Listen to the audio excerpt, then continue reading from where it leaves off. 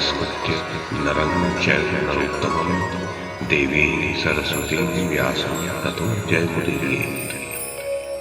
ओम नमो भगवते वासुदेवाय। ओम नमः पितामहाय। ओम नमः प्रजापतिभ्यः। ओम नमः कृष्णद्वैपायनाय। ओम नमः सर्वविघ्नविनायकेभ्यः।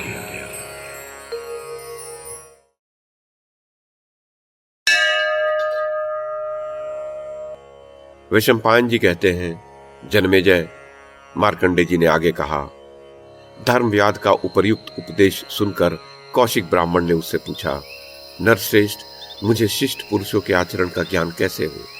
तुम ही मुझसे शिष्टों के व्यवहार का यथार्थ रीति से वर्णन करो। व्याध बोला, ब्राह्मण, यज्ञ, तप, दान, वेदों का स्वाध्याय और सत्य भाषण, ये 5 बातें शिष्ट पुरुषों के व्यवहार में सदा रहती हैं।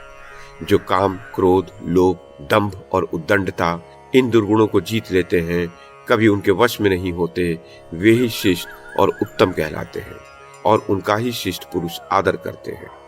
वे सदा ही यज्ञ और स्वाध्याय में लगे रहते हैं, कभी मनमाना आचरण नहीं करते। सदाचार का निरंतर पालन करना शिष्ट पुरुषों का दूसरा लक्षण है।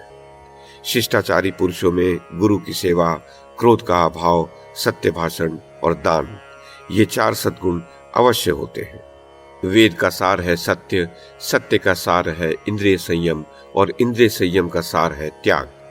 यह त्याग शिष्ट पुरुषों में सदा विद्यमान रहता है। जो शिष्ट हैं वे सदा ही नियमित जीवन व्यतीत करते हैं, धर्म के मार्ग पर ही चलते हैं, गुरु की आज्ञा का पालन करते रहते हैं।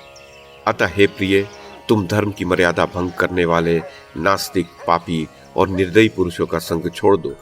सदा धार्मिक पुरुषों की सेवा में रहो।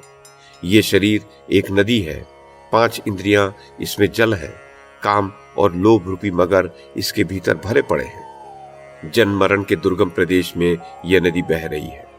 तुम धैर्य की नाव पर बैठो और इसके दुर्गम स्थानों, जन्म आदि क्लेशों को पार कर जाओ। जैसे कोई भी रंग श्वेत वस्त्र पर अच्छी तरह खिलता है, उसी प्रकार शिष्टाचार का पालन करने वाले पुरुष में ही क्रमशः संचित किया हुआ धर्म और ज्ञान रूप महान धर्म भली भांति प्रकाशित होता है। अहिंसा और सत्य, इनसे ही संपूर्ण जीवों का कल्याण होता है। अहिंसा सबसे महान धर्म है, परंतु उसकी प्रतिष्ठा है सत्य में।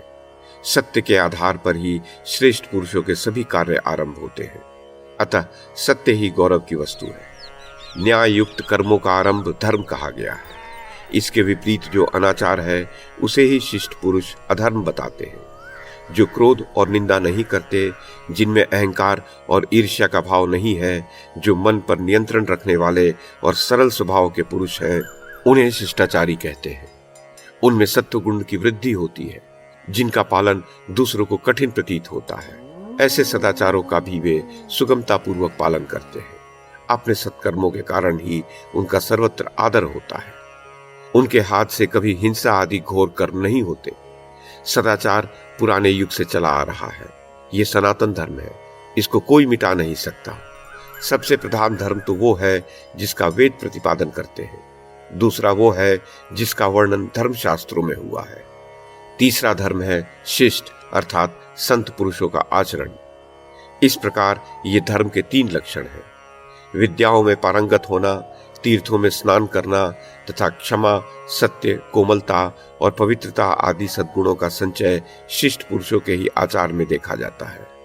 जो सब पर दया करते हैं, किसी का जी नहीं दुखाते, कभी कठोर वचन नहीं बोलते, वे ही संत या शिष्ट पुरुष हैं। जिन्हें शुभाशुभ कर्मों के परिणाम का ज्ञान है, जो न्याय प्रिय, सद्गुणी, संपूर्ण जगत के हितैषी और सदा सन्मार्ग पर चलने वाले हैं, वे सज्जन पुरुष ही शिष्ट हैं। उनका दान करने का स्वभाव होता है। वे किसी भी वस्तु को पहले और सबको बांटकर पीछे स्वीकार करते हैं तथा दीन दुखियों पर सदा उनकी कृपा रहती है।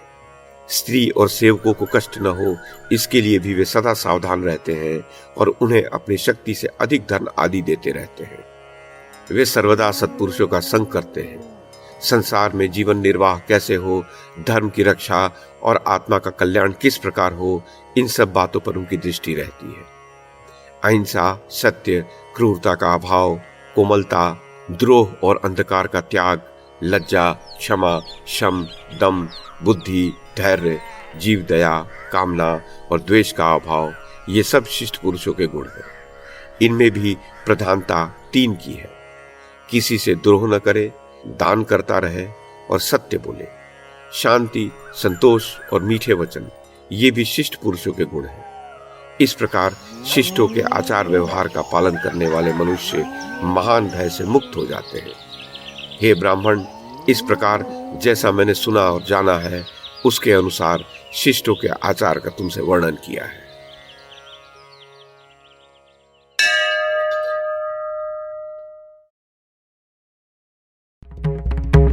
YouTube के माध्यम से महाभारत की कथा को एक श्रृंखला के रूप में प्रस्तुत करने का हमारा ये प्रयास यदि आपको सराहनीय लगा हो तो कृपया इस कड़ी को लाइक और शेयर करें, चैनल को सब्सक्राइब करें और बेल आइकन को दबाएं। साथ में अन्य लोगों को भी देखने के लिए प्रेरित करें।